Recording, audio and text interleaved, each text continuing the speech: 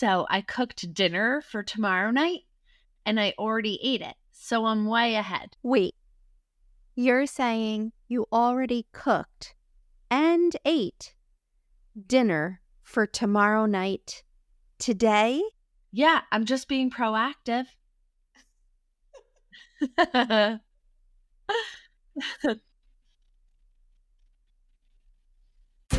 Welcome to the Career Corrective, your career lifeline that gives you laugh lines with Jenny and Allie.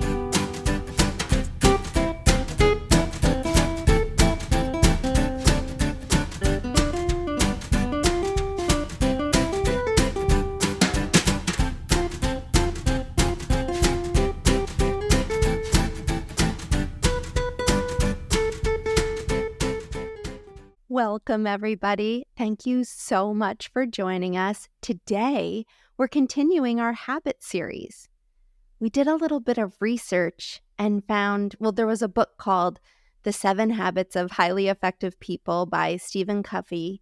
And just looking at the commonalities between what are all of the important people in the world saying is a really important habit.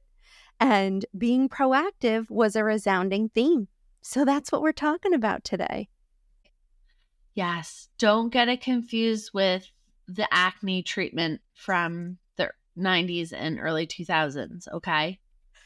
But there was some confusion about that, though, because when we were doing research for this, I was thinking it would be fun to know what celebrities say about their habits just to add some flavor. And the research kept returning results for who's done endorsements for Proactive. No, I know. Do you ever, you have beautiful skin, but I remember going into Walmart back in the day and they had their version of Proactive, but it was Pro Acne. And I thought that kind of that's confusing for people.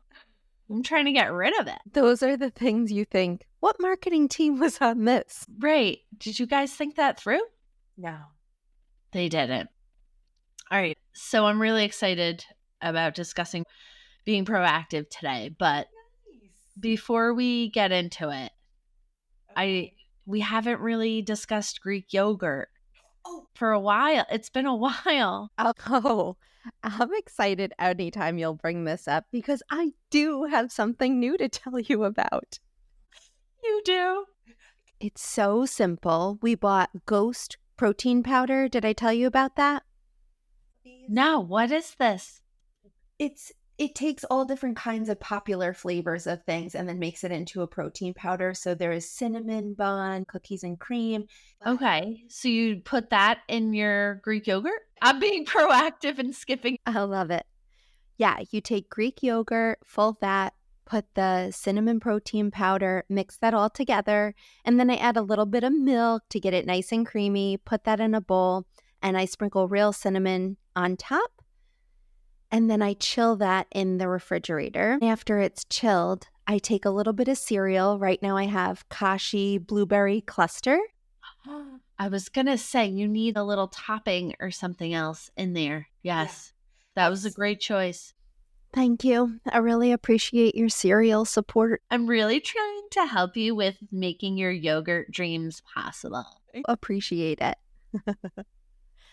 And then I put a little bit of flaxseed sprinkled on there and some chia seeds for a nice crunch. And I'll add fruit if I have any as well. Okay, I'm going out today. I have to go to the store anyways.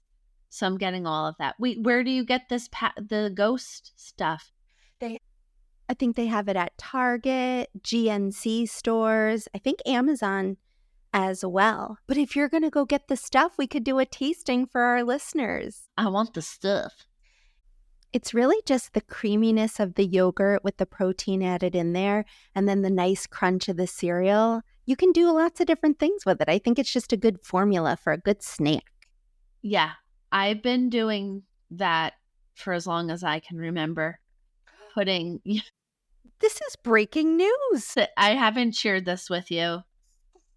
It's been my secret for a long time. And I do add either strawberries or raspberries to it. So simple and so delicious, right? delicious. Yeah. And that crunch you get. The perfect snack. Absolutely. Especially if you're busy throughout the day. It's so easy to just assemble. Yeah. I like the blueberry and the cinnamon combinations, Cinnamon on anything. especially in the morning. Mm-hmm. It's just so comforting.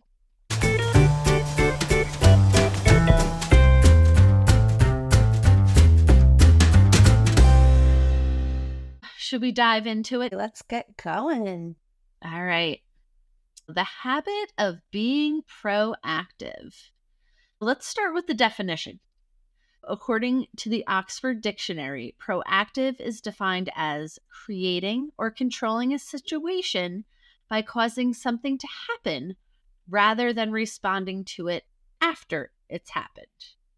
So can you, bring that to life for us? We've given advice such as take what your boss talks about as far as their KPIs or leadership meetings, information that's shared, listening to what's important to the company.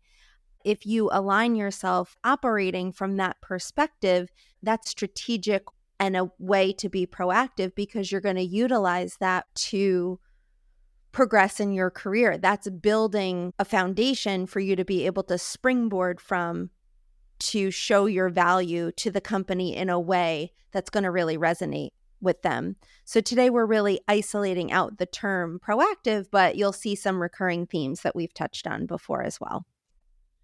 An example of how I've done this in my career is that there was an initiative for customer retention to increase. And I was, of course, in human resources and worked with the interviewing team to assess for customer-centric minded potential employees in the interview process. Our thought was if we can get people attracted to the company and hired into the company who have that mindset already, then customer retention will naturally increase because this is the perspective from which they work. And then worked with the training team. The training that we provided would reinforce that that's something that would be important in their role at the company. We tracked the progression and promotions and contributions of the people that we hired and trained in this way to show the data that we really made traction in contributing to that KPI. Of course, I still had my job description and all of the work that I needed to complete regularly. I just tweaked the perspective and how I could get that work done and embedded that within to what I would be doing anyway. Holy smokes. How would you, okay, so you're an anxious achiever, you're overloaded to begin with. For example, Yes. We're just spitballing here. Yeah. I want to be proactive, but I also am just overwhelmed with my work load. Do you have any tips on how you can still be proactive and not fall behind in your work? Just kind of keep it all going while Yes. being proactive? Yes. Yes. Step one is think about what you're already doing and could it be aligned to what leadership wants, what the KPIs are, the initiatives of leadership. Some of this can be solved by just communicating a little bit differently. You give updates to your boss and your stakeholders anyway. Just think about tweaking your language to speak their language. You may already doing work that would be important to them, but you're a hard worker who wants to get the information out there. If you take a little time to tweak and make your verbiage their verbiage so that it shows more of a link between what's important to them and what you're doing, that's an easy step one. Step two is I would think about projects or initiatives that are coming up for the company. As an example, we needed to review our interview process anyway. That example I was giving, I decided to weave in the customer-centric interview questions and assessment. I outlined how I thought we could embed the KPI into a project that was already coming up. So if you're someone who has an interest in something like that, you could advocate for yourself to say, hey, these are some things that we have to do in upcoming projects.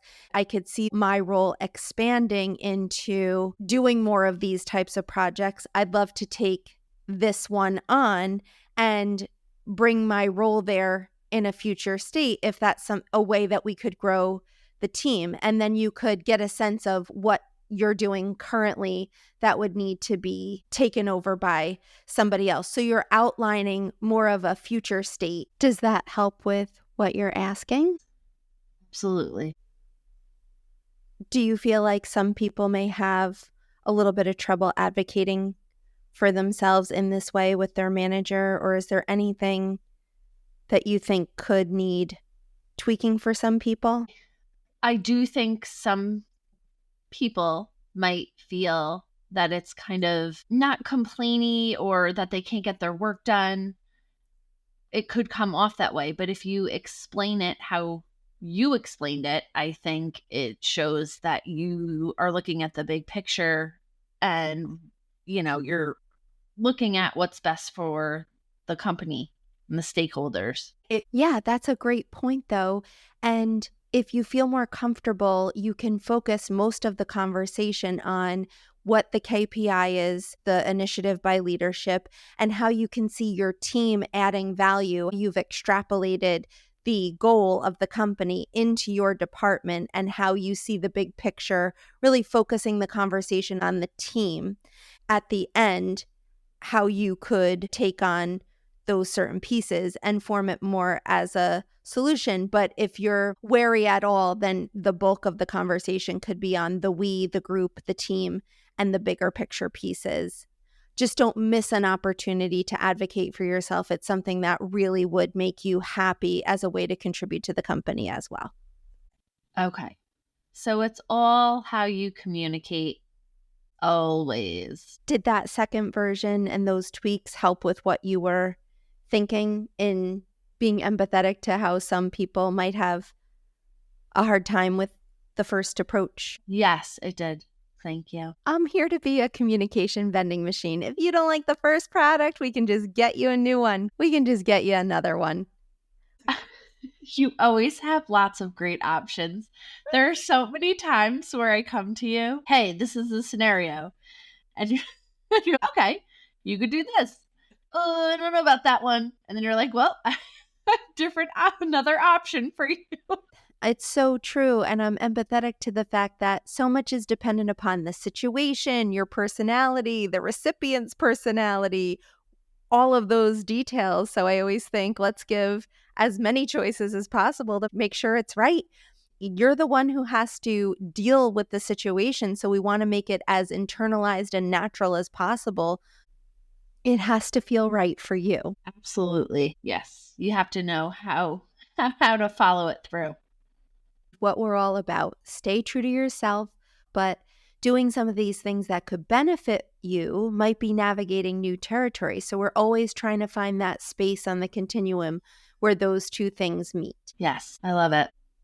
Can you share what you know from your research about the benefits of being proactive? I think we'll do a couple of episodes on being proactive, but starting with the career, the research shows that you're going to progress, you're going to grow, you're going to find success in whatever that means to you.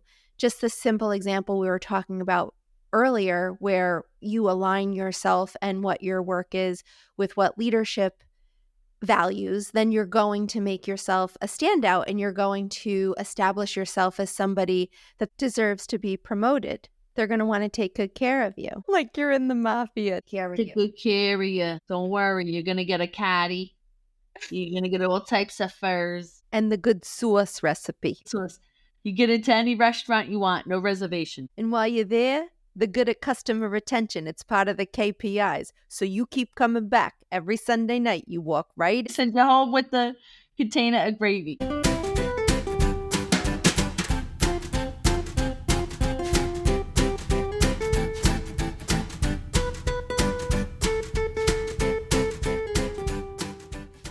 According to research the Journal of Vocational Behavior did, proactive individuals experience greater career satisfaction. I've talked about this before in my own career. I've always known truly straight out of college that I've wanted to help. That's really what I knew at that age. And that's why I took my degree was called organizational communication. And at the time, everybody was talking about if you want to work for these big consulting firms and go help companies and the people within them thrive and for the business to run effectively, then learn this program. Then when I got into my career, I realized that the culture of companies is very different than the brochure led me to believe. I found that navigating that, the corporate structure, startups, everything in between, navigating how to thrive just within that playing field was a whole job in and of itself. That became my passion. It only took me 20 years to get into officially launching this, but it has always been my passion. Talk about career satisfaction. I feel like everything I've gone through, everything I've learned, everything I've refined and honed and helped other people with was a proactive way, even though I couldn't tell you the company is going to be called this and I'm going to do a podcast to promote it and social media, because none of that even existed at the time. But really doing this stuff could have led to nothing better for me, because I thoughtfully progressed in my career in corporate, but I put time aside for reading and going to seminars and learning and helping people with their career stress and career goals, because that's my career satisfaction. Right. But you're getting so much satisfaction from this because you've always stayed true to yourself. And I feel like this is the reward. As far as career advancement, the Journal of Applied Psychology reports that proactive individuals are more likely to be promoted into leadership roles and tend to earn higher salaries compared to less proactive peers. And then research from Frontiers in Psychology shows that proactive employees have an ability to improve processes, which makes the organization more competitive and effective, because if somebody's proactive in making better business outcomes, they're going to create processes where they're getting feedback. They're using that feedback to implement changes, to grow, to evolve, to refine.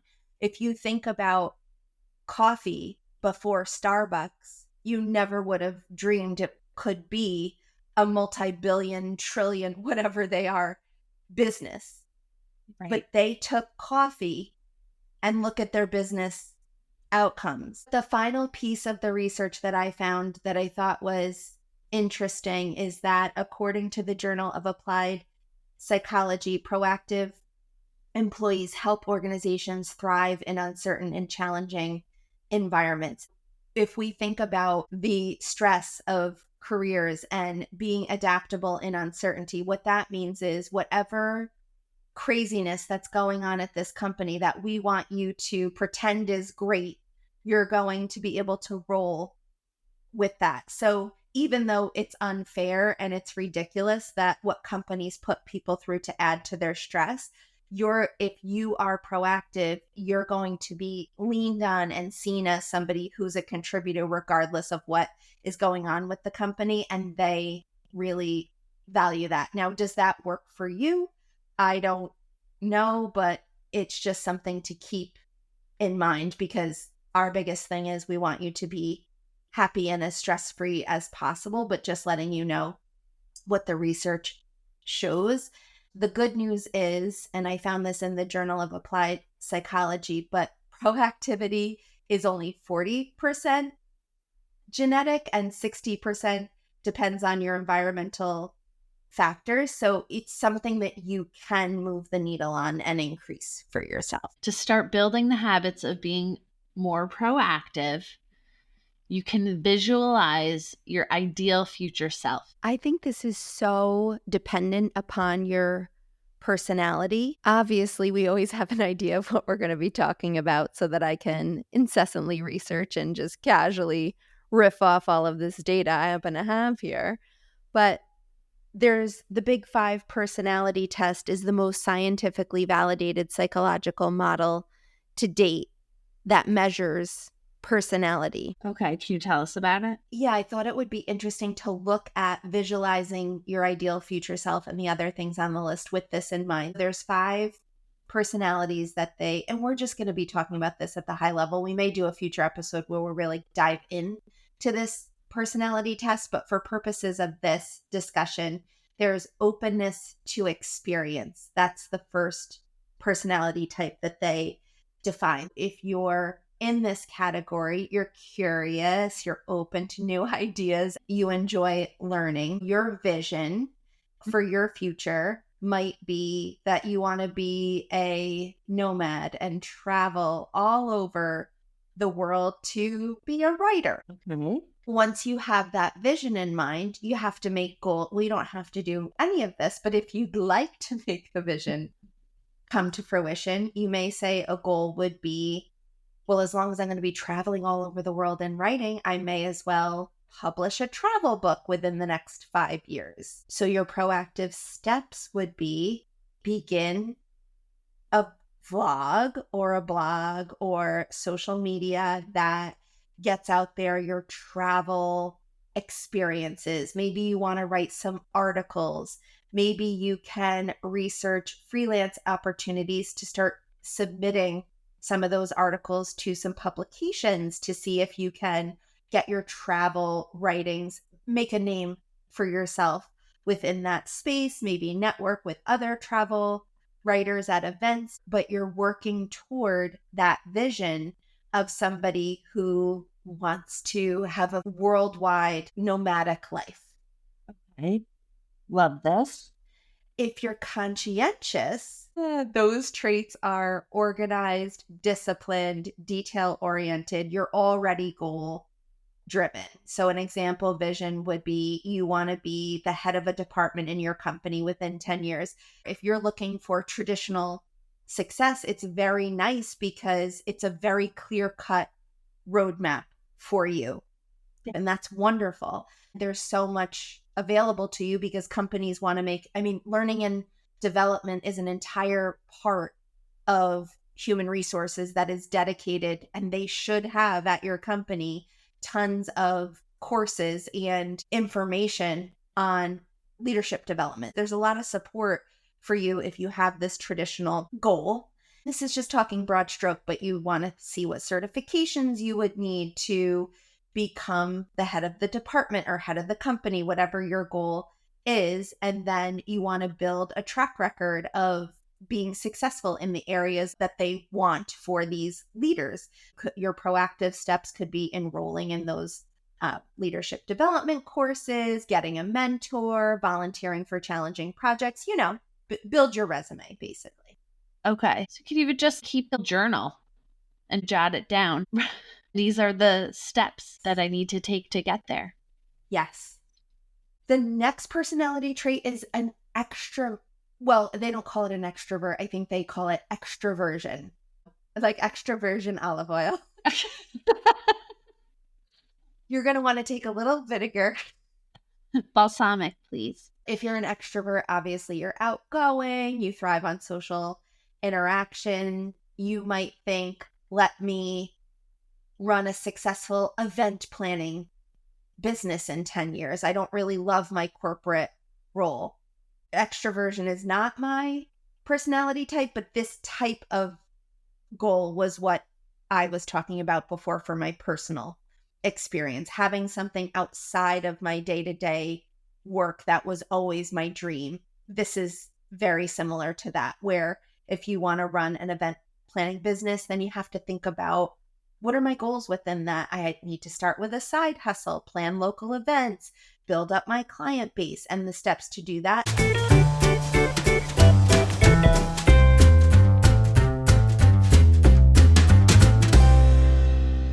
The next one is agreeableness. You are cooperative, empathetic, prioritize harmony in relationships. I think a lot of our anxious achievers have pieces of this. I do, and I think you do too. Yes, that resonates with me. I'm not afraid to blow stuff up, though. That's the difference between us. This is true. Hey, I want it to be kumbaya, but don't test me. Do not. But that's what you're working toward as well. So, Absolutely. In your vision for your future, you might want to be a family therapist or start a coaching business where you help people with their work stress. Your goal would be to learn all that you can learn about being a family therapist, then work part-time for a support group, be a facilitator, do anything you can to gain experience. And also for myself, I found that I've been coaching people on my own for the past 20 years. And I began with coworkers have a problem. I would be the go-to person to help them. And that's where it began 20 years ago. And I think that's the important thing. If you're volunteering, if you want to be a family therapist, volunteer to facilitate groups that are already happening. Do anything you can to watch your skills be implemented, learn from them, be dedicated, get your own flavor of how you want to do this. It only can enrich you and make you better. You can start with the smallest ways to be able to do that. You can get yourself involved in small ways to start. You can volunteer at a local crisis hotline. Think about how you're going to have to be an active listener for when you're doing that career, and then build relationships with other therapists, get guidance, mentorship, things like that too. You always want to be bringing the best version of yourself, whatever that is, into whatever you're doing, and the satisfaction that you'll get from that in your life, even before your dream is achieved, is, that's a reason in and of itself to be proactive with that kind of thing. Right. It also kind of lets see if you want to take it in a different direction as well. that's so true, because I was just thinking at one point in my career, I thought, do I want to be a massage therapist? That's helpful to people. And I had a good friend say to me, you're not really a touchy-feely person. And I thought, great point. I'm just going to massage you with my mind. I don't really want to lay hands on you. It's a different type of massage. Yeah. It's really also about investing in yourself and kind of getting clear the more you do it. And yeah, I think just by the act of doing is really going to be beneficial. Right. Maybe you have this idea of what your talents are and that you want to contribute to the world in being that family therapist. But then as you're doing and volunteering and learning more, you find, I really do well with people who are recently divorced. And then you can hone in and grow your area of expertise in that niche of helping those people specifically. I also love that you said invest in yourself, because one of the things that I found from working on this, helping people for so long in their professional goals and personal goals, is that the actual doing of that process not only helped me refine where I could add the most value and what my passion truly is, it really built my confidence in the ability to do so. So that is pure gold. Right. Exactly. Because you're connecting more with yourself. 100%.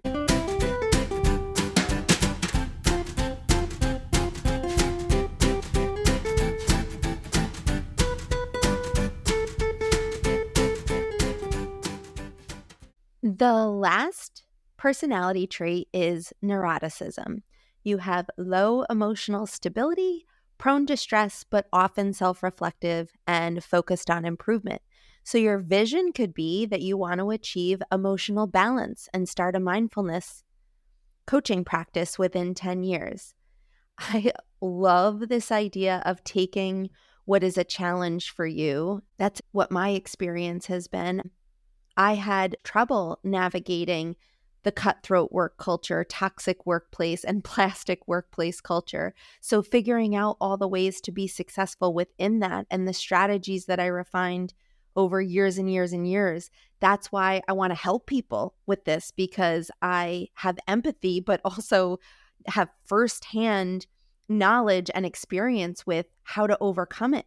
So I love this idea that you could be someone who has to work on your mindfulness and emotional stability and then want to pay it forward by opening a practice to help others with it. I think it's just a really great way to also incentivize yourself to achieve what you truly want. And either way, it's a positive thing. And 10 years may seem like a long time for a goal, but there's so many goals within that. And it's a big dream. So it's really not a long time at all.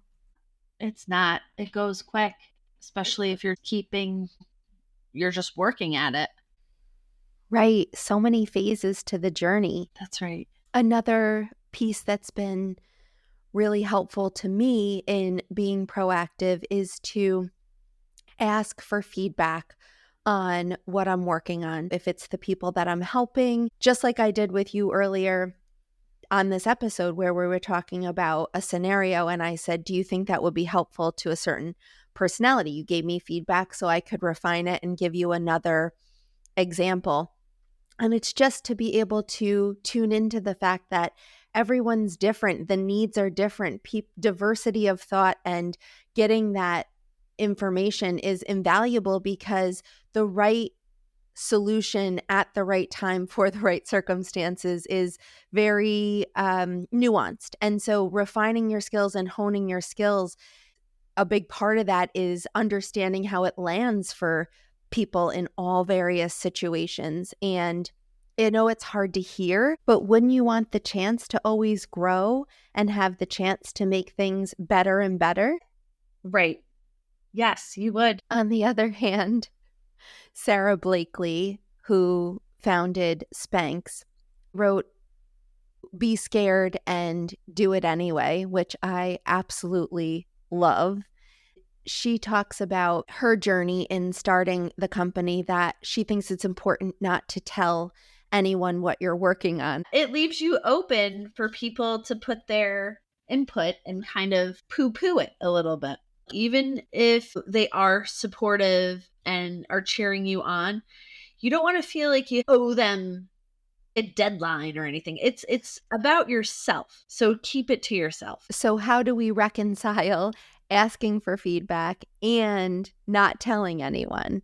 Right. We have to clarify that for our listeners. When we talk about seeking feedback as you're honing your craft, it's giving the right information to the right people to be able to better understand how you're doing and how you can evolve, grow, and change, but sharing in a way that is segmented and makes it so the feedback is useful to you based on a particular instance. You're not giving them the full picture. You're not pouring out your entire idea and asking for validation so somebody can give their feedback. The way I approached it is thinking of the various people that I know and their area of expertise and getting specific feedback as I was going along in my journey on something that would align with one of their strengths. That's what I mean by seeking feedback. It's not to get encouragement or support because they may not be able to give that to you. So that would sap your energy. You don't want to do anything to derail your dream, of course. So really, it's the habit of owning your mindset. Right. Being proactive, you'll always keep that vision in mind of where you want to go. And that's why I thought it was good to break down the example we used today by personality. If you're someone who has openness as your personality trait, you can use your curiosity to reframe challenges as opportunities for learning. As an example, if you're working on something as a part of your goal that's not going well, you can reframe it to say, what are some other ways I can tackle this? What other approaches haven't I tried? Hit the reset button and say, this is something that I want to make happen. So I can either see it as a setback that can derail me or look at it from a different angle to find a solution. And of course, no matter what your personality, owning the mindset is having that long-term vision as your beacon. And as you come up against roadblocks, you find the one piece where we can move that needle, learn from it, solve it, and use what we learned from that example to regroup and move forward. Yes, well said.